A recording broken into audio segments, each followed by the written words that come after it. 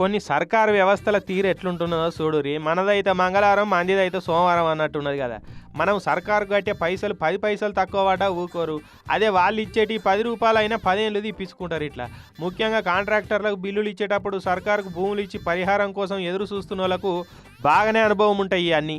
ఈడ చూడురి, వకీళ్ళు వచ్చిరు, కోర్టు సిబ్బంది వాళ్ళు వచ్చిరు, కంప్యూటర్లు, టేబుళ్ళు, ప్రింటర్లు అన్నిటిని ఏడి కాడ పీకేసి సీలేస్తున్నారు. అగో బండి ఎక్కించి బయటకు పంపించారు. ఏంది ఇదంతా అంటే ఇది మహబూబాద్ జిల్లా తొర్రూరు ఆర్డీఓ ఆఫీసు. ఈ ఆఫీసులో ఉన్న గుండు సూది నుంచి కంప్యూటర్, ప్రింటర్ దాకా అన్నిటిని సీజ్ చేసిరు కోర్టోలు.